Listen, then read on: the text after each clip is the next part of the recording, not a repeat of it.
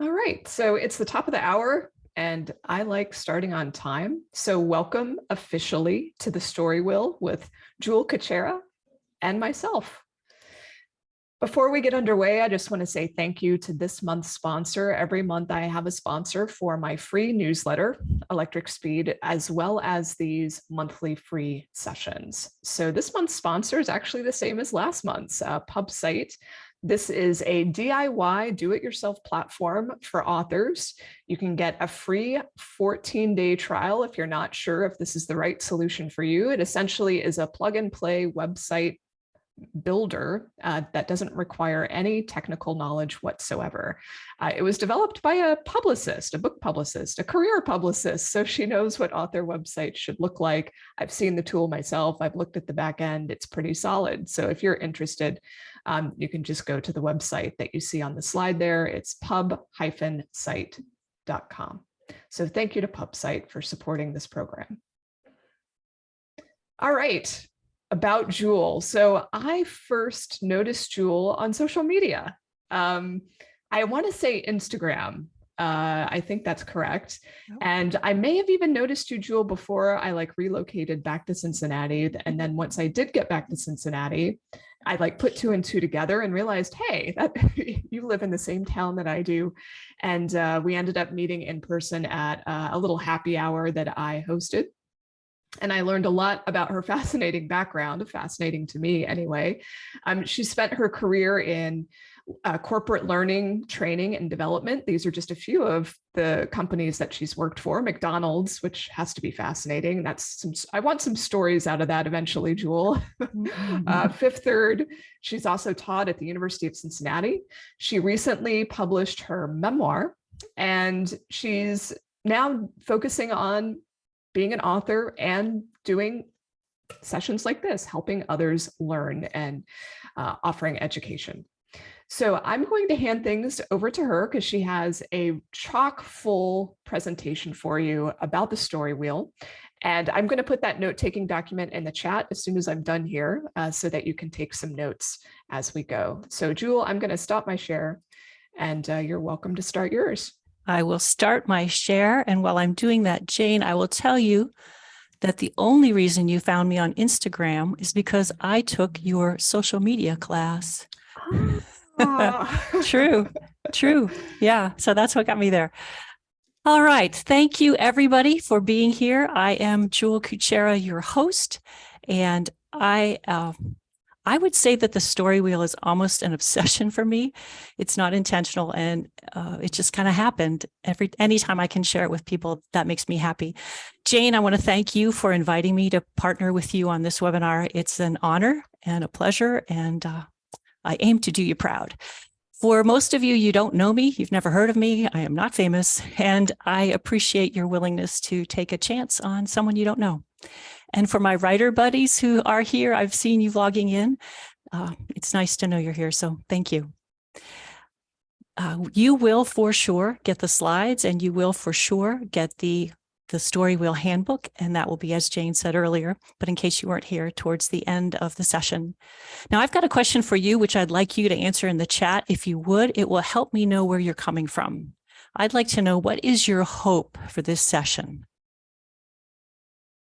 What's your hope for this session? What do you want to get out of it?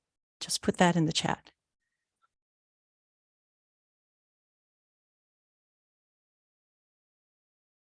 Make writing easier, learn something new, how to tell a story, inspiration, refresher. Yeah, for some of you, it's a refresher. Okay, wow, this is going fast. Okay. All right, I think we will be able to do those things, how to shape a story. I will be really curious to see what you have to say after you've seen the StoryWheel, because what I love about it is it's a visual model. And for those of you who are visual learners, I think you're really going to like that. For those of you who are coaches or editors, I think it's another lens with which to look at your client's work. And my hope for this session is that you are able to structure your story, or whomever you're coaching, with more ease and assurance. Now, this is our plan for our time. I'm going to go over the foundations and then review each quadrant of the StoryWheel. And when I look at this slide, frankly, it looks a little boring, but we're going to have Q&A after every chunk so that we can get your questions answered, and that way we can keep learning and going. Now, what resources do you currently use for your story structure? If you would put that in the chat, that helps me orient myself. Might be Save the Cat, might be Hero's Journey, might be something else. Tell me what you use. StoryGrid, Save the Cat, StoryGrid, Save the Cat. All of them. A woman after my own heart, a person after my own heart. Nothing. Okay. Brainstorming. Resources? Question mark. My brain. Okay. So we have a range here. And what I would say is we have great expertise on this call. And so if you have questions about something somebody else has mentioned, feel free to put it in the chat and say, hey, tell me more about that, because I'm not the only one who knows something here. We are all educated authors, writers. All right. So you may be asking yourself, why should I listen to you? You are not a best-selling author or an editor. And I would say that's true.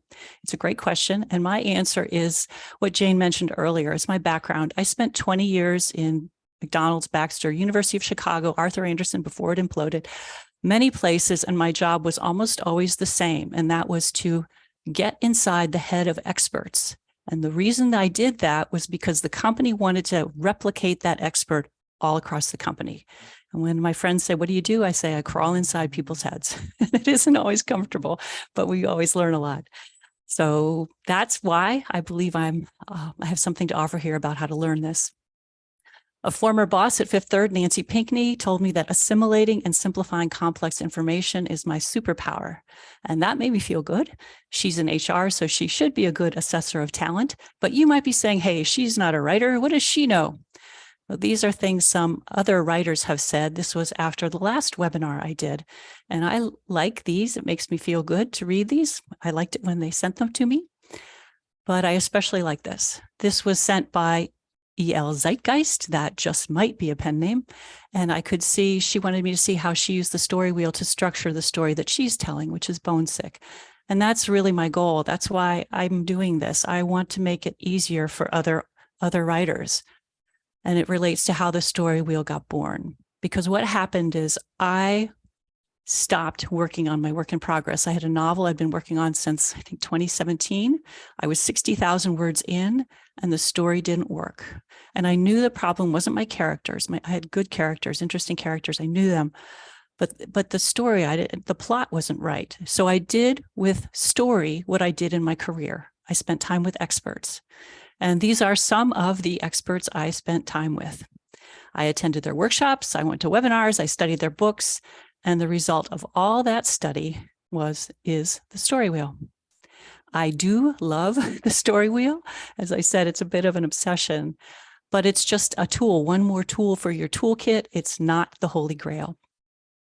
So let's put structure in its place. I like to think of it as a rider on a unicycle. So the rider is the story, and the unicycle is the structure. And readers don't care about structure. They care about the story. They care about the person. They want to know what's going to happen to them. The only time they care about structure is when it doesn't work, but they don't say the structure didn't work. What they say is the story never got moving, or it took an odd turn that made no sense and I didn't get it, or it seemed like the author got tired of writing and just stopped. So those are all structural problems. And those are things we want to avoid. We want a sturdy story wheel, because when the writer has a sturdy wheel, they can focus on where they want to go, and so can your reader. Now, for all of you who are cringing at this, structure language, my goal is not to impose structure on you and say you must structure. My goal is freedom within a framework, and you decide how free or how much structure you want, because every author does structure. The only difference is when. So with plotters, they plot their story and then they write. And with pantsers, they write their story, and then when they have the words, they rework them to find the structure of that story. And plantsers are somewhere in the middle. All methods work. What matters most is the method that works for you. So I'd like to know, again, where we are in this group when it comes to pantser, plotter, or plantser. And I see a heads up for Gail Carragher. She's awesome. How would you describe? Oh man, I was hoping I could kind of guess, get a quick read. I think I see more plantsers and pantsers than plotters. That's how I see it. Okay, all right. Cool. As I said, no matter your style, the story wheel can help. You can use it at any point of the process, whether you're initially plotting or planting your way. You've written some, you want to plot some more before you write the next, or you want to get the words out and then plot. So now we know why structure matters and that you can use the story wheel at any time. So let's build it. And like any good building, as if we were building a house, we're going to start with the foundations. The foundations matter. Once you understand them, you can always come back to them when you get lost. You will know what needs to happen internally and externally in your story. And this is a good place for the note-taking document. So if you have that handy, you might want to pull it out. Jane, you might want to put it in the link to it in the chat again, if that's useful, if anybody missed that. But you don't have to have the note-taking document. I just thought it could be easy to help you capture this information. So the foundations of the story world, there are two dimensions that we focus on. One is the external world, and that is divided into order and chaos. And when you think about order, that's just how it is. This is the orderly world that I understand, but chaos arises, and you can cue the song from Hamilton, "The World Turned Upside Down." In a story, usually the shift into chaos is obvious.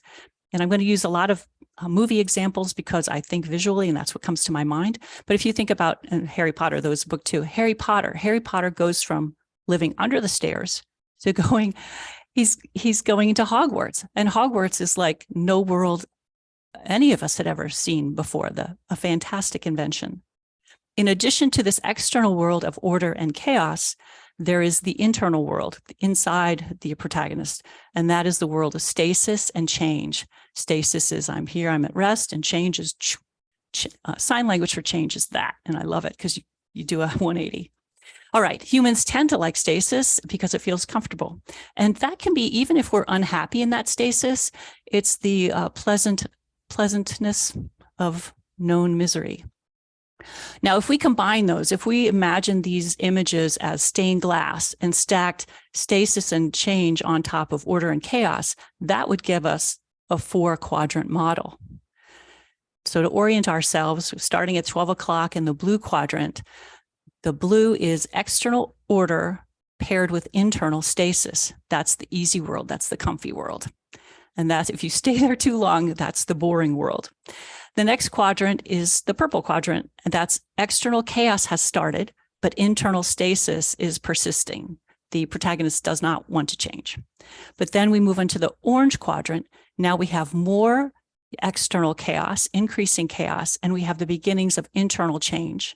And then in the fourth quadrant, that green quadrant, we have external order, a new order, different from the original order of the story, and a new change in that protagonist. Now that's true if it's a prescriptive story, live like this, these are good ideas.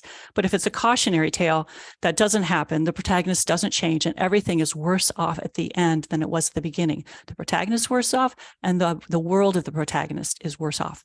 But we are going to talk about prescriptive today because that's what most stories are, and because it fits well for the time we have.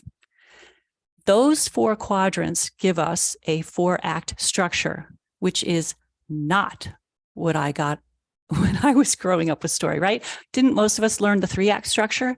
And in my mind, this is what causes writers so much trouble, that long second act, because so much has to happen in there, but there aren't enough mile markers for us to know what we should be writing in our story. So that's why here and elsewhere, I will advocate for the 4-act structure. That's the language I'll be using today. So next up, we're going to go into the 8 segments of the story wheel. It's each of those quadrants divided in half. But before we do, I just want to pause on and see what questions have arisen so far. Actually, I think we're doing pretty well. There is one question, but I think we can hold it till the end. Okay, that is actually typical. Usually here it's like, yeah, this is making sense. I get it. 3x, 4x, whatever, I get it. But it's when we get into the quadrants, I expect there will be more questions. Thanks, Jane. All right, so let's go. Here is our empty wheel. And we have our 4 quadrants split in half. And just as if this were a pizza and we were going to eat the slices, it's easier to eat an 1/8 than a 1/4. That's why we're working in eighths. It's easier to structure a story in an eighth, but we need some terminology for this. So we're going to use this. We're going to call the slice of pizza a segment. And that's because if I say slice, I'll think pizza, I'll get hungry. Between the segments, there are white lines. Those are jolts. Jolts jump the story forward. They are a jolt of energy. Segments are several scenes. Really what segments do is they set up the stage for the next jolt. Every segment sets a stage, resolves and sets. And then jolts infuse energy. Each jolt one scene, often a longer scene. The other language I'll use is OS, short for operating system, the mental operating system of the avatar protagonist. In order to change, the protagonist has to change their operating system. They don't change how they think, they won't change how they behave. So that's it for the terminology. What I think would be helpful is if you think of a story you know well, and probably not your work in progress at this point, but if you think of one where you know the story structure works, and then as I talk through the model, you can apply it to that story that you know and see where the connections are. And they are typically easiest to see for the jolts. And I see Star Wars, and you are going to be happy. Okay, so the stories that we're using today are Star Wars Episode 4, because it is the most popular one when we're talking about structure, but it's because the structure is so evident. And then in the StoryWheel, the handbook that you'll have access to, the example there is Gladiator. And again, a strong action element. For those of you saying, but wait, I'm writing an internal quiet story, in the handbook, there are links to an analysis of Me Before You, a more quiet internal story on the StoryWheel. So you can see how the same movements apply. And you'll get those downloads at the end of this, towards the end of this session. Let's go onto the wheel. There's our empty wheel. We start with a theme. The theme is at the hub because the hub holds the wheel together. And I'm going to use the term theme, but you can think of it as the moral of the story or the point of the story or that thing that author cares about, the point they're trying to make. That's what a theme is. Then with Star Wars, I think the theme there is something around find hope and your hero within. And for those of you who are Star Wars aficionados, feel free to say how you see the theme of that movie, because I have not found George Lucas saying the theme of Star Wars is, but the word hope does appear quite frequently. As for the word hero, find hope in your hero within, I believe hero can apply to anyone of any gender, and that's the approach that I'll take. And you'll see as we go forward how hope is woven in, that theme is woven in throughout the story. After we have the theme, we start with the opening image. Where do we start the story? It is not random. It is a very important choice. You want to start at some point that captures the reader's attention and gives hints as to the kind of story you are telling. And for those of you who remember when Star Wars, the first one, first came out, this is the first thing you saw. This was revolutionary. This was the first time I ever saw text in a movie that wasn't like 2D text, but it scrolled into infinity. That was my first clue that this was going to be like no movie I'd ever seen. And then the second clue is this giant spaceship comes in from overhead, and we know we are going to be in for a wild ride. It's a marvelous opening image, this combination of the two. After this opening image, we move into the status quo segment. And this is the segment that establishes the protagonists in the stasis of their orderly world. We need to learn who they are, what they want, maybe a clue about what they need, and what are the rules of their environment. If you are writing fantasy or sci-fi or historical fiction, you're going to need a little more time in the status quo segment because it takes time to set up that world. But if it's contemporary and it's a world we're familiar with, not so much time. So when we know this helps us appreciate their internal and external change that the avatar undergoes. For Luke, Star Wars has a little bit of a different beginning after the opening image because we first go into outer space and there's the battle. And Lucas, I believe, did that because he was afraid of losing his audience, his action-hungry audience. So he starts with a battle and then he zooms down to Tatooine. So we can see Luke Skywalker on assignment to buy new droids. He dreams of being a pilot, but he is firmly internally and externally entrenched, stuck on the farm. This is Luke's status quo. He might not be happy, but this is a world that's familiar with him. But he's going to get a jolt. The jolt is the inciting incident that gets the story going. And inciting incident is common language. And so what's this whiff thing here? I'm not trying to be cutesy with language. You're going to see 3 places where I added a W word because I'm trying to show the relationship and the increasing intensity between these jolts. What happens with the whiff is the protagonist underestimates its importance. It's like a pot burning on a stove. They can smell a whiff of smoke, but they figure it's no big deal. What the inciting incident does is it offers an invitation or a challenge to the protagonist, an invitation to leave their status quo world. So what do? Go, yes, I'll go. No, they don't. What happens with Luke is his whiff inciting incident is that the droid he just purchased has a hologram, and the hologram is of a princess, and she is in trouble. Help me, Obi-Wan Kenobi. You're my only hope. There's that hope word again. So Luke decides, I'll take the droid over to Ben, old Ben, maybe he knows something about it. So he does that. After this jolt, we have the debate segment. And this is the one where, like people, we don't just, yay, I'll go do this. We kind of go, well, I don't know. The protagonist debates responding to the invitation. Obi-Wan says, I need to get the droid to Princess Leia. He asks Luke to join him. Luke says, I don't know, we got to harvest, maybe next time. So he debates and he decides no. But often this debate segment closes out with an impetus for the protagonist to go, to take up that challenge. There's increased pressure for them to leave their ordinary world. With Luke, there's a literal fire.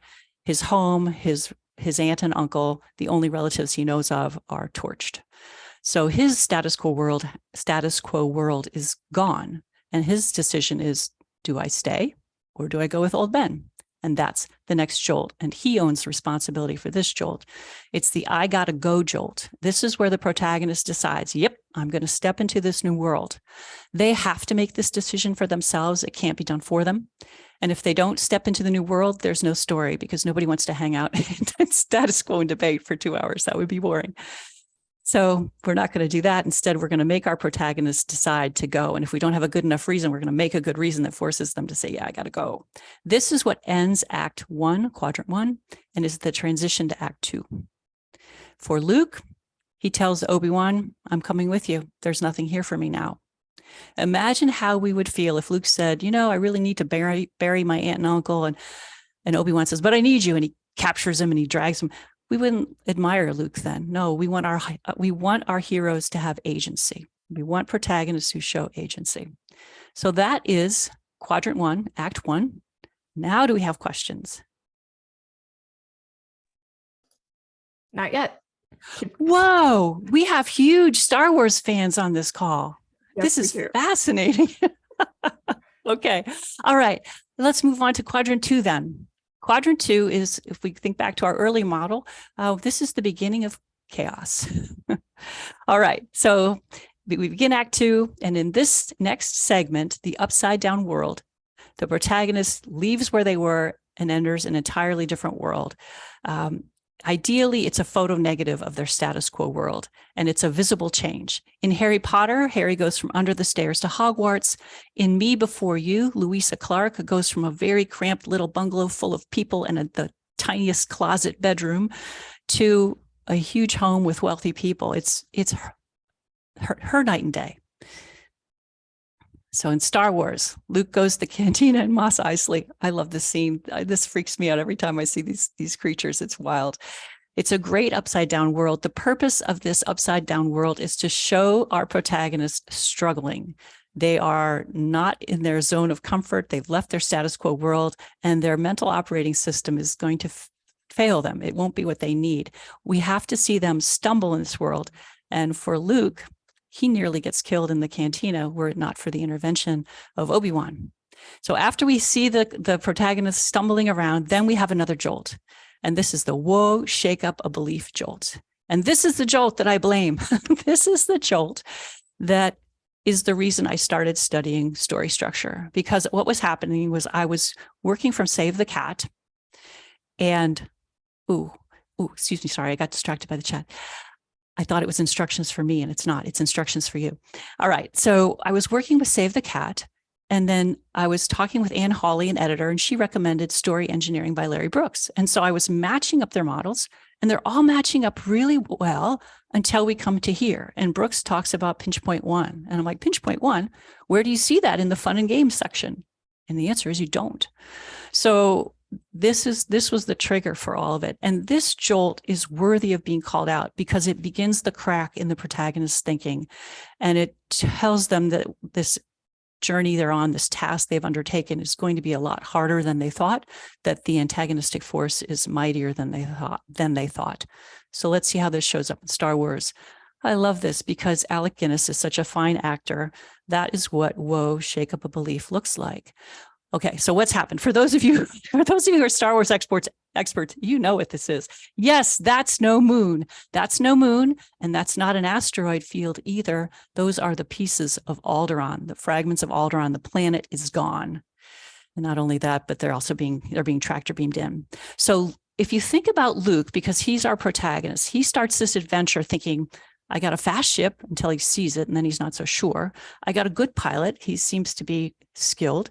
I have a great Uncle Ben, old Ben, who seems to be a special kind of person who gave me my father's lightsaber, and we're going to rescue a princess. We are going to have fun.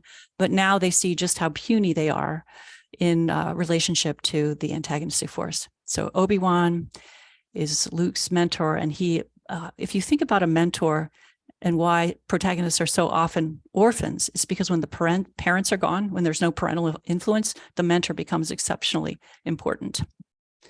All right, back to our story wheel. What happens after the shake up of belief is the cling to OS1. The protagonist clings to their original mental operating system. They may change their tactics, but they don't change who they are. Even though their operating system needs an upgrade, they don't know it. They just keep doing what they've been doing. It's sort of like working harder, but not smarter. And here's another great example from this movie. So here we have Han and Luke. They have changed their external appearance. They're wearing stormtrooper outfits, and they're both being themselves, their same old selves. What does Han have? Han has a gun. What does Han do when he's in trouble? He takes out a gun and shoots it. He did it in the cantina, and he's going to do it again in the Death Star, and it's not going to go as well in the Death Star. What does Luke do? He kind of tags along, and he's kind of tagging along here. But under those stormtrooper suits, they have not changed. So what they need is another jolt. And this jolt, Larry Brooks describes this so well, the jolt of the context shifting midpoint. This is where the protagonist learns something that completely changes their understanding of the world. And what it does is it shatters their old belief system. And the belief system that they have carried to this point, they can no longer carry. So what happens to the protagonist is they will begin their shift to their new mental operating system. But it's not like flipping a switch. It's more like learning how to drive a car when you've never driven a car before. It takes a while to learn. The other switch they make is they shift from being reactive to proactive. And this is the end of Act 2 and the transition to Act 3. And if you've got questions, please put them in the Q&A, not in the chat. And what happens in Star Wars is they have entered into the garbage chute as a way of escaping the battle that Han started by shooting his gun at the speaker thing. And here, Luke has a near-death experience. He gets sucked under by a creature, a serpent, and he is under that water a long time. If you haven't seen the movie lately, you might want to rewatch just to see how long he's under there, because I remember thinking, maybe he's not going to be the hero of this movie. Maybe it's going to be somebody else because he was under there so long. So he came here expecting fun and games. He expected, I'm going to use a lightsaber, I'm going to rescue a princess, but he now knows this is a serious mission. He could die, and his friends could die, and other people could die. And because this is an action, fun adventure movie, there's not a lot of focus on that, but it's still true. This is the beginning of Luke's internal change. It will begin his flip to operating system 2, OS2, but he's going to need more challenges to fully get there. So that concludes Quadrant 2, Act 2. Jane, what about questions? So Rebecca's wondering, how do you work with this when it's memoir? And, which makes sense because your life probably doesn't fit into quadrants necessarily, as it's lived anyway. Yeah. And obviously, you were using this tool yourself to finish your memoir and make it structurally sound. So what do you say? I think it was Rebecca who wrote earlier that she was writing a memoir. I'm like, oh, that's so cool. Because the thing about memoir is you're not telling your whole life story. That's an autobiography, but you're taking a slice of your life. So you want to choose the slice that will work and structure that slice in a way that does fit this kind of thing. You are going to need to undergo a change in your memoir. You're going to have to be different at the end than you were at the beginning. Otherwise, people go, well, what's the point? But I will tell you that I first wrote my memoir 8 years ago, and I was just still learning to write. And then I got better. So somebody wanted an audiobook. So I started to record the audiobook, and I went, I got to change some of these words. This needs some work. But I was actually petrified to marry it up against the StoryWheel, because I thought, what if it doesn't do it? But if we go to right here, which is like half the book, that is my midpoint shift. And what happens there is I've spent the whole first half thinking, if Trent and I can just get in the same place, it's going to be okay. If we can just get together. The midpoint shift is, we're together and all the problems aren't gone. We have to figure things out, and I have to figure out how to live like this. And it was I don't know why I thought it would sort it out if we just got together, but there was much more sorting to do. So what I would say is, broadly, imagine telling your memoir, not writing the whole thing, but just in the key points of, I started out here, and then I thought maybe this, and then this happened. And then I realized, oh my gosh, I have to be different in some way, or I have to do different things. And then we get to, the all is lost. And then we get to the part I tend to leave out, they dig down deeper, because I don't like to put my protagonist through roughness. Jane, can you still hear me? Yes. Okay. The audio is fine. I know there's someone who seems to be having issues, but but we know that most are fine. Okay. Was that it for the questions, or was there? There's what I would consider a follow-up from Catherine, people wondering how far this can extend, like short stories, nonfiction, middle grade, young adult, picture book, etc. Yeah, I think that's a really great question. And honestly, I don't know the answer. And what I would invite you to do is to see. What I've done is I have taken Horton Hears a Who to see if I could apply it. And the answer is I could apply many things. What I think is interesting is the Dark Night of the Soul is very dark pages in the book, in the illustration. So I think there's sort of a fudge. And right now I'm working on a fable that's short, and it's like the big things that have to happen do happen, but there's some smaller that isn't into much detail. I don't know if that feels like blah blah blah, but anyway, I would say try it. Yeah, my take is that it's most appropriate for novel length, book length, complex stories. The shorter it gets, I think you're probably not going to be hitting all of these beats.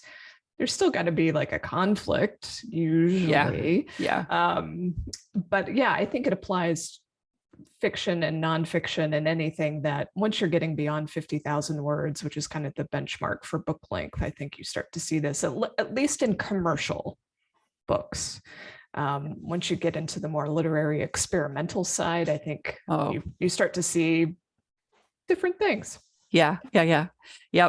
I'm assuming we want to be commercial a little bit, at least a little bit. Maybe that's just projection. All right. So we'll move on to the third quadrant, and it starts with a segment, and that is Plan A, change you. The protagonist continues to face the challenge that's been dogging them from the beginning, but they're more informed because now they have a better understanding of the antagonistic force and just how strong they are. However, they have not personally changed. So at least not to the degree that the journey is going to require. They will try out new behaviors and tactics, but again, they're going to stumble. In Star Wars, what happens is the crew gets out of the trash compactor and they get close to the ship, but they're trapped. And to allow them to escape and get back to the ship, Obi-Wan Kenobi engages Darth Vader in a lightsaber duel battle. And what happens is this decision of Obi-Wan's is going to lead to a bigger jolt. And that is the wham, all is lost. And in the all is lost, the protagonist suffers their worst defeat. The thing or the person they love most is gone. They are worse off in every way than they were at the beginning of the story. And here you can see the whiff of the inciting incident, the whoa of the shakeup of the belief, and the wham of the all is lost. And you can see the increasing intensity of those three as evidenced in Star Wars. And notice that even though the all is lost happens to the protagonist is in some way responsible for causing it. In Star Wars, Obi-Wan makes the decision he will turn off his lightsaber and allow Darth Vader to kill his body. Obi-Wan caused his own physical death, but in some way, Luke is partially responsible because Obi-Wan told Luke and Han, stay here in this safe space near the ship, and they didn't. They left. So Luke is partially, and Luke is the one who said to Han, we got to go rescue the princess. See, that's it's always one, go rescue the princess. Luke is partially responsible for Obi-Wan's death. This all is lost jolt leads directly to the dark night of the soul. And this is where the protagonist processes their loss and their part in contributing to it. So they think about, who am I? Who do I want to be? What did I cause? And for Luke, he's just lost the one adult that meant so much to him, even though it was such a short time. This was the person he had invested his hope in, this other person. But in Star Wars, the dark night of the soul is very short. It's one sentence. It's Luke saying, I can't believe he's really gone. But again, notice how dark this image is. It's not a bad photograph. It's that dark in the movie. Now, typically the dark night of the soul lasts longer. In Me Before You, Louisa goes to her bedroom and stays there for 3 days. In the Joy Luck Club, I like this scene a lot for a dark night of the soul, because what happens is Rose is a wife and her husband, they had a good relationship when they were engaged, but then when they got married, she did some role changing and she became more like a servant to him than a partner or wife to him. And he didn't like that. And so he is filing for divorce. And in Rose's dark night of the soul, she's sitting in the backyard behind their huge, beautiful house under this big tree, and it's raining. And that's common in dark night, dark and rain, wet, dark night of the soul. It's raining on her and she's sitting there and he walks up to her and she says, get out of my house. That was Rose's shift out of her dark night to the next jolt, which the protagonist owns, and that's return changed. Rose changed as a result of her dark night, just as Luke will too. So the return is a return to the original problem, but what's most different here is the protagonist isn't coming with a new strategy, new tactic. They're coming as a new person. They're coming as a different person. The protagonist at this point shifts from their want to their needs. And for storytelling, this is the last place where you can introduce new information or new characters. If you wait until Act 4, then you're going to have the Deus Ex Machina problem, and people are going to say, the gods come down from the heaven and solve the problem. And that's not what we want. We want our protagonist to solve the problem. And that is the end of, Act 3 and transition to Act 4. But for Star Wars, what happens here is Luke and the team return to the problem of Darth Vader and the Death Star, and they return with knowledge gleaned from the journey, the construction plans. They got those construction plans in R2-D2. But Luke comes back as a different person. He has returned changed. He shifts from wanting to rescue a princess to needing to become a hero, find his own hero, not Obi-Wan, not somebody else, his own hero, and save the world. That is quadrant 3. All right, Jane. Oh, I see one. I want to answer it. Can I just jump in? Yes, absolutely. Oh, it's in the chat. Are the segments equal in terms of word count? Well, that's a funny story, because I kind of assumed they were. And the answer is not necessarily. It depends on your story. Some stories, especially movies that have such tight requirements around their structures, are more likely, but not necessarily. And in the StoryWheel, the handbook, there's a model of I call it the balance calculator, the StoryWheel balance calculator, where you can see the balance for Gladiator, and it's not in whack. For Gladiator, the plan A change U is huge because it goes it goes from when Maximus learns that gladiators who are successful are brought to appear before the emperor, and he's like, oh, that's how I can go kill Commodus. And it goes all the way until he's captured in the rebellion that he leads. So they can be different sizes. The key that I would say, though, is you must know your rationale for making them unequal.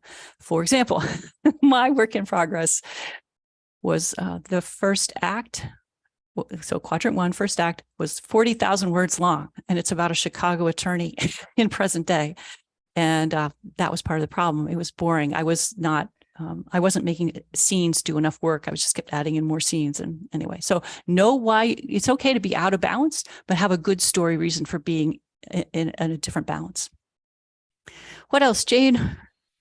There's some questions that have come in about how this method works with a braided story. So that's where you typically have two different storylines that are proceeding in tandem, often through alternating chapters. The way that I typically hear this question answered when it's a story structure class is that you still need kind of the same arcs for each storyline or each protagonist if it's like a true braiding. But I'd love to hear what you think. I agree. So what I consider braided structure, and this is just me. This is me, the writer, not me, an expert on that. I'm an expert on the StoryWheel and how it compares to other models. But this is my opinion, is that a braided structure is an advanced structure. And I love to read braided structure because it's so cool. And you can do interesting things like juxtapose what's happening in one arc with what's happening in another arc. But every story, every one of those braids is going to need an arc. And if it doesn't have one and doesn't need one, then you need to ask yourself, do I really need this braid? Should I have something else? That's how I would answer it. Great. Let's continue.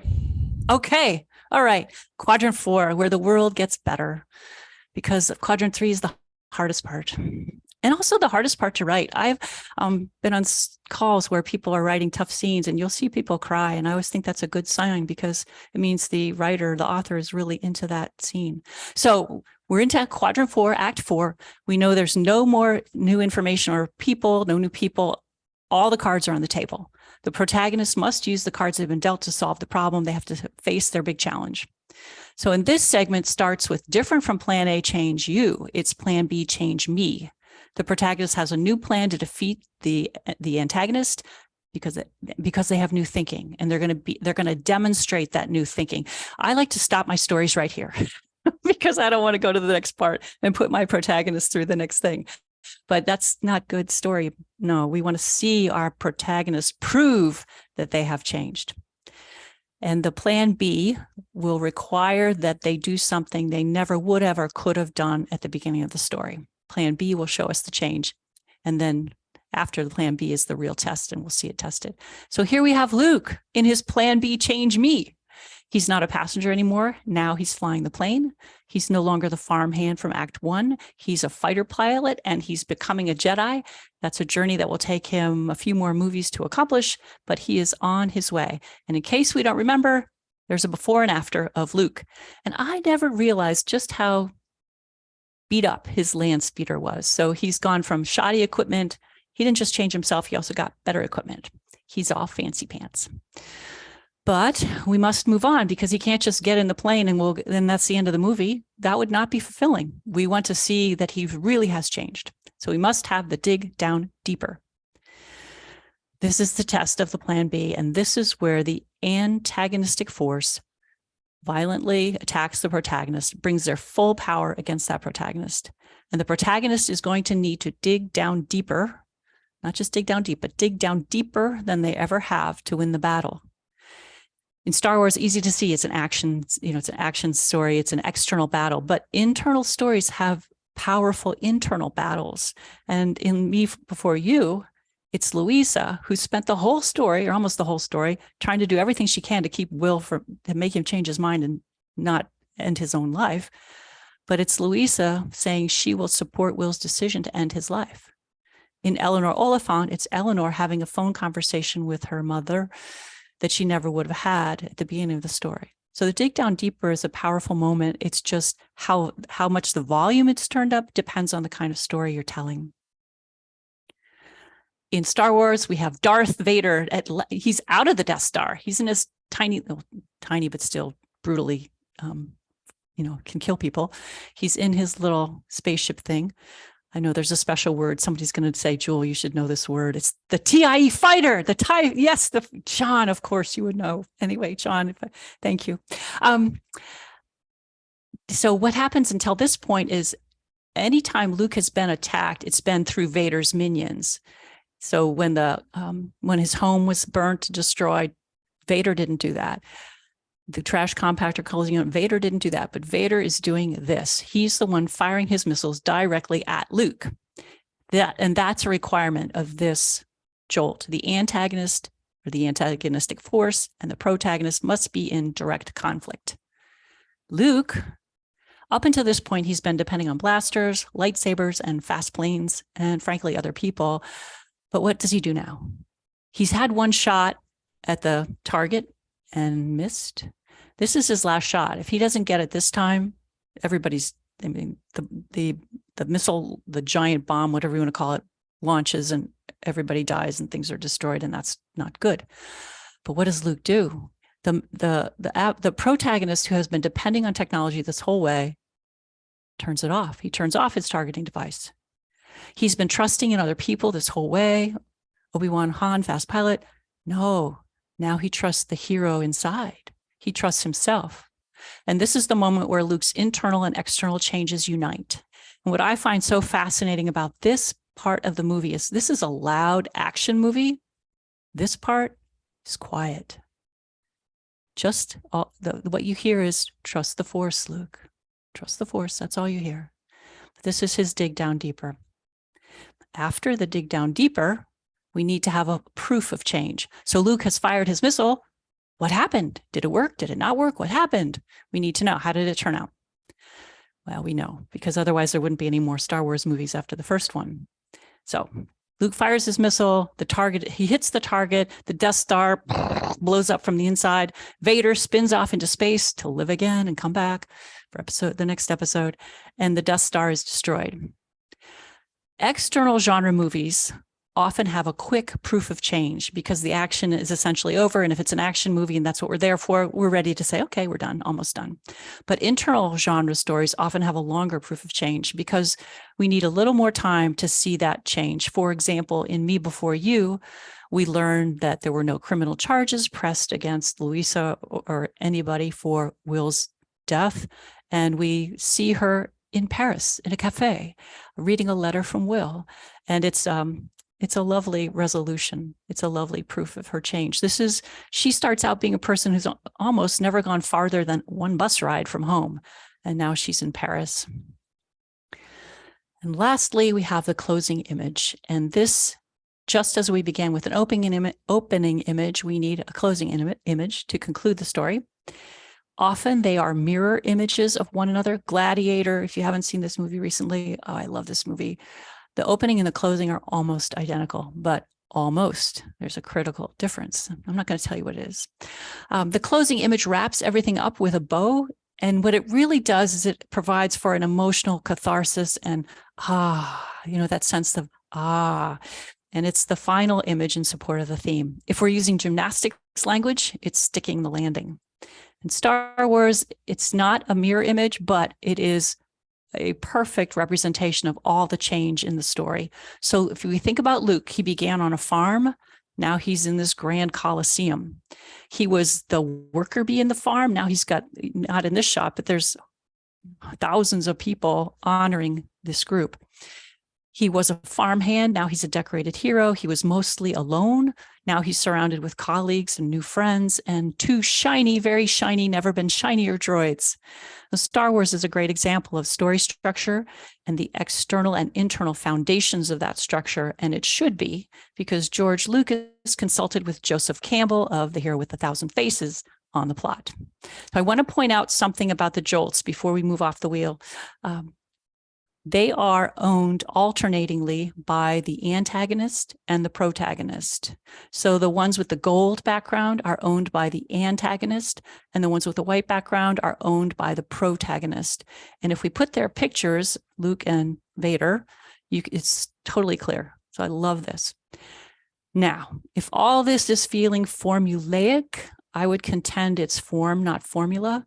I like Larry Brooks's term, storytelling physics. I like Rachel Herron's term, literary gravity.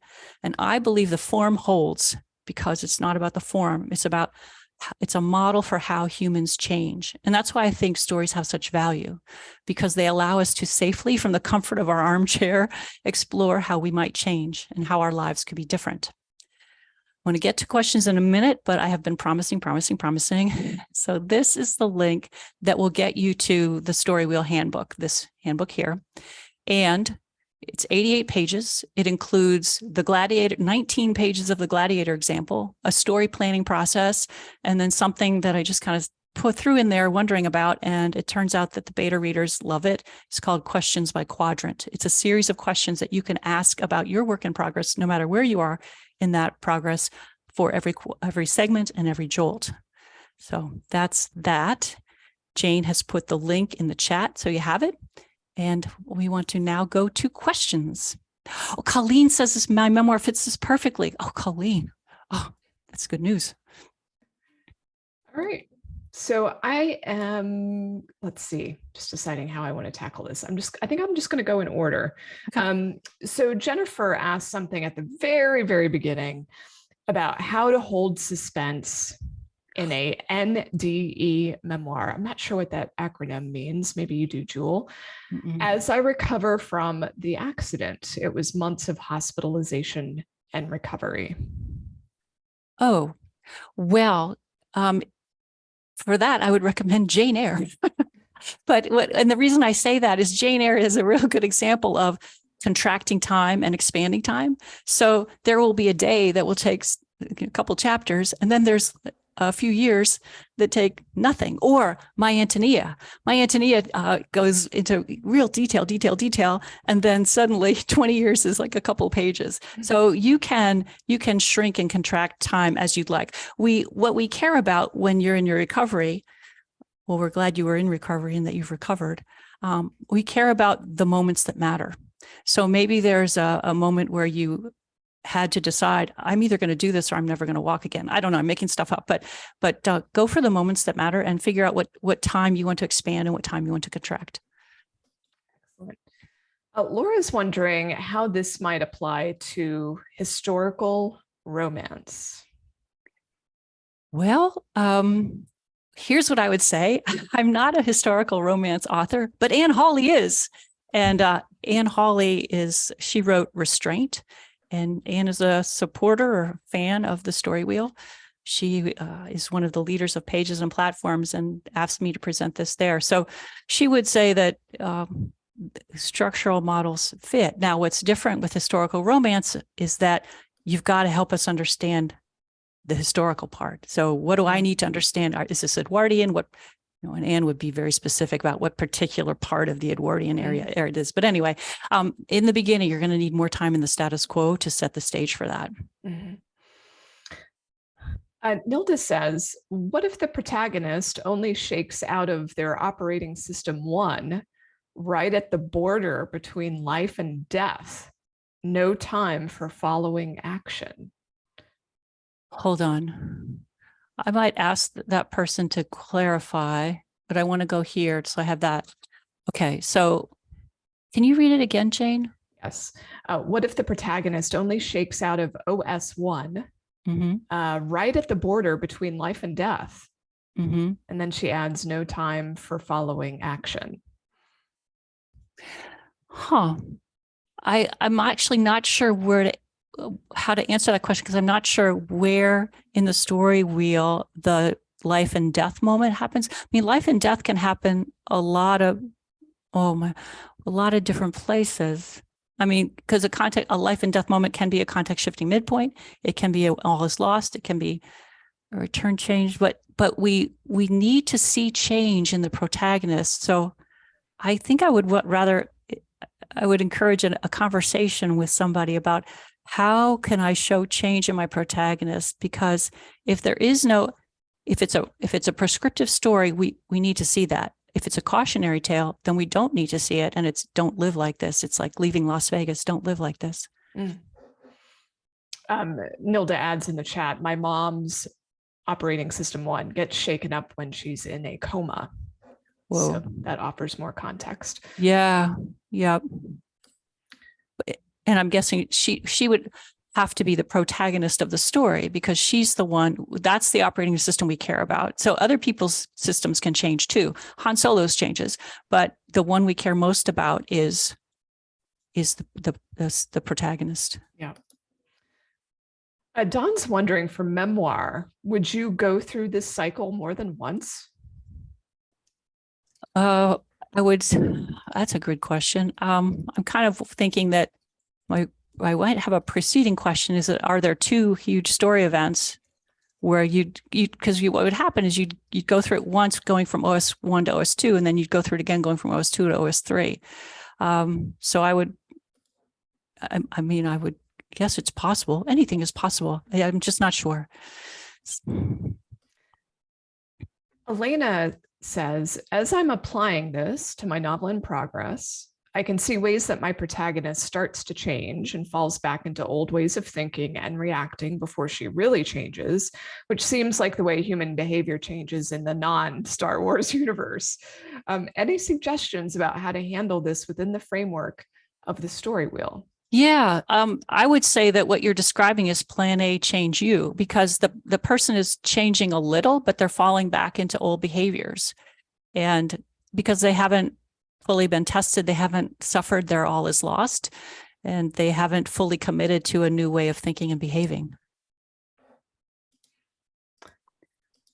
Laura wonders if your story takes place over 10 years, where the midpoint is where the woman meets the man in a romance. Would that work? It needs a bit of world building in Acts 1 and 2. Would this work? Okay, so for this question, I'd first refer you to Romancing the Beat by Gwen Hayes, because with a romance, there's if your genre is romance, you can have a couple meet and it not be a romance, and then they could meet at the midpoint, and that would have to be a context shifting midpoint that would change the protagonist's world, change their thinking. Like, maybe I never thought I was going to be in a relationship, and oh my gosh, now I am. That would be it.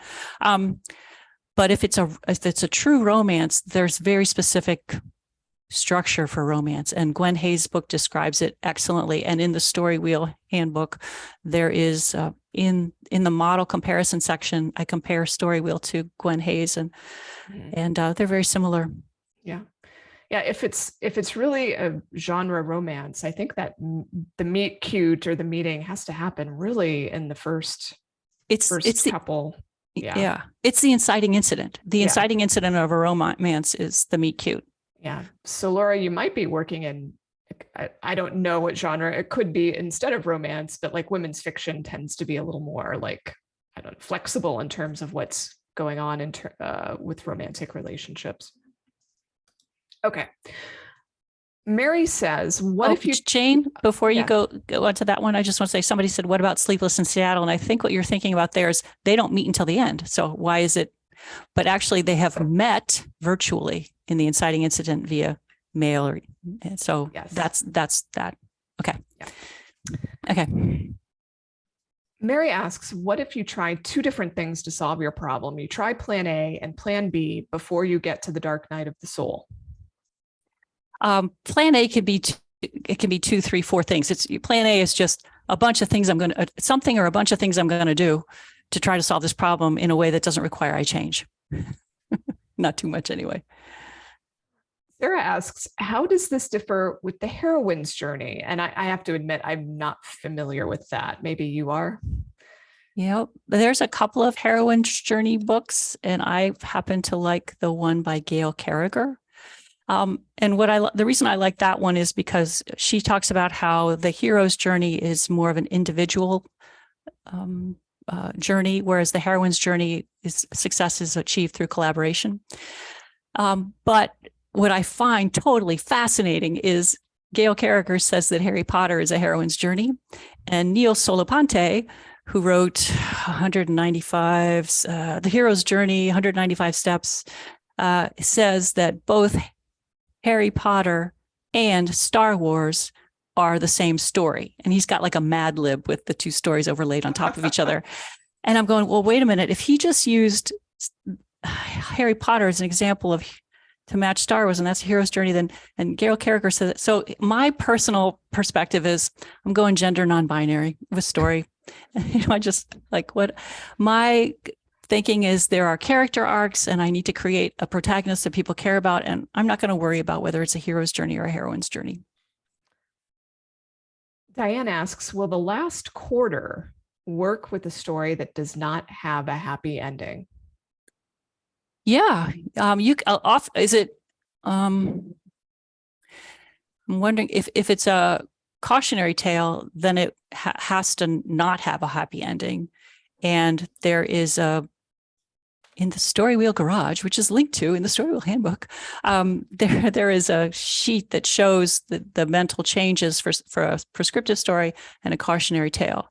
Now, lots of stories have mixed endings where, you win this, but you lose that. And that's very common. But if there's nothing good that happens at the end, I think that would be hard if you're difficult to sell, if you're intending to write a prescriptive story. Marie wonders, who is the antagonist in a memoir when the story is about me doing things and there is no antagonist? Oh, yes, there is. So you and I have the same antagonist, and that antagonist is the one that lives between our ears. And that's the antagonist. You have one. Yeah. That's it. And you might want to read Eleanor Oliphant, because that's an excellent example of the antagonist between the ears. Elena says, my novel ends with a hopeful closing image, but it is ambiguous, not happily ever after. I think this echoes maybe an earlier question. Yeah. So she's wondering how that fits in a StoryWheel. And I think you said, well, yeah, it still does. Yep, it does. In fact, I personally love ambiguous endings because I think they're more like life. Yes. Yes. Ooh, Andrea wants to know, do you do any consulting or coaching for these problem-solving issues? Ooh, well, let me say that I never have, because I wrote the StoryWheel for myself, and then I thought I have to help other people. They deserve, So, Andrea, I'll get back to you. If you download the StoryWheel, what'll happen is you'll get on my email list, and then I'll send out something that says what I'm doing or not doing. Or I don't know. I got to think about it. My plan was I never got farther than, I'm going to get to share it with people. Carol asks, should we apply the StoryWheel to the antagonist as well as the protagonist, as well as major secondary characters? This might be a good moment to show the slide where you had the Darth and Luke. This one. Yeah, that one. This one. Well, in this slide, we're looking at Darth's role as it relates to Luke. So what he does to Luke, Darth as an antagonistic force to Luke. But you could also look at Luke as an antagonistic force to Darth, or maybe not Luke, but maybe it's the good side of the Force as an antagonistic force to Vader, because then you could combine Obi-Wan, because Luke's not going to be much of an antagonistic force to Vader at the beginning. But if you say it's the good side of the Force, then you can take Obi-Wan and Luke together and do it that way. But I think, yes, anytime we can get more in the skin of our characters, we're going to have a better story. A point of clarification from Susie is the change the part in which the protagonist tries to change himself and only partially succeeds, or is it when he tries to change someone or something else? Yeah, usually it's a plan where they might need to change a little to make it happen. Like maybe I need to put on this stormtrooper suit, but they don't have to become a hero, or they don't have, they have to do some sort of change. But in Gladiator, the plan is we are going to, I'm going to work the system to get to the Emperor. I'm going to fight battle after battle after battle, which is a change for him, because originally he won't fight at all. He's like, I just want to die and be with my family. Val says you talked about first view and last view or scene maybe being connected. Do you have any other connections or echoes between the other components? Whoa. Funny you should ask. Okay. So I have to move this so I can see this better. So it's in my way. There we go. All right. So if you look at the story wheel, and this is a great place to be on this slide, if you look at the whiff inciting incident and the wham, all is lost, those often echo each other. In Gladiator, the whiff inciting incident is when not Commodus, Marcus Aurelius asks Maximus to stay past the battle and help restore Rome to the people. And then what happens? We have Commodus kill Marcus Aurelius, the emperor, by stabbing him in the, clutching him in a hug so tight he suffocates.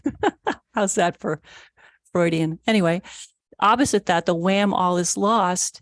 We have, oh wait, I might be messing that up because it happens in the Dig Down Deeper. In the what's the wham, all is lost as Gladiator? I'm sorry, I'm getting a head full. But in the Dig Down Deeper, Commodus stabs Maximus in the back. So it's another deadly embrace. In the wham, all is lost. I'm sorry, I'm totally blanked, but it's in the handbook, so you can read it there. Okay, very good. Let's see. Oh, Tyler is working on a fantasy sci-fi story.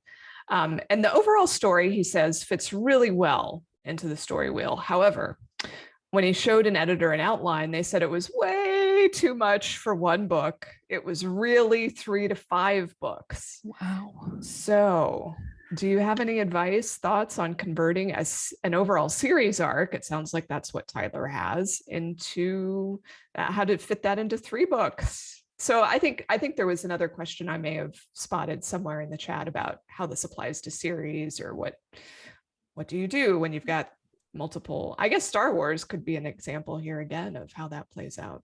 Yep. I've never written a series nor wanted to, so I haven't researched them, but for series questions, I like Save the Cat Writes a Novel. And what she uses Hunger Games, or the series of those 3 books, as an example, how each one has an arc, but in each one there's a different main question. So in book 1, she says, is Dude with a Problem. It's the story. Then this is the Save the Cat beat sheet language. So book 1 is Dude with a Problem because it's a story that brings Katniss Everdeen into the system. But that's all it does with her. And then after that, we have book 2, Catching Fire, which is an institutionalized story. And then after that, we have Mockingjay, which is a superhero story. So I would say that as you pull it apart, you'd have to ask yourself, what's this story about? What's the theme of each one of these? Or what's the genre? Excellent. We got through all the questions. That was amazing. Wow. Okay. All right. Before we go, I just want to do a quick plug for the next free session. It's coming up rather quickly, actually, in just a few weeks. This is going to be on June 18th. It'll be on a Sunday this time. This was a special edition on a Friday because of the holiday weekend. So on June 18th, Sunday, I am going to be hosting Nell Wolfhart on how to make decisions. Any decision. It could be a life decision, a career decision, a family decision. She is an expert at helping people struggle through these really difficult choices. She's a decision coach. So we're going to have a lot of Q&A time with that one, and you can try and stump her if you want to try with your decision. Okay. You can find the link to register at my website. Just go to the menu under online classes, and you will find it under Sunday Business Sermons. All right. All right. Jule, thank you so much for your generosity and sharing all of this work that you've done studying these structures. It's really an incredible amount of work that you've done here. It's so well presented and well designed, and we're all very thankful. Oh, thank you, Jade. And thank you, all you people in the chat. It's cool. It's exciting. And this, the recording of today's class will be available on my YouTube channel, likely within a few hours. And if you somehow missed the links that were shared, the links will be available in the comments of the YouTube channel. All right. Thank you again. Thank you all for joining us. Have a lovely holiday weekend for those in the US. Bye-bye.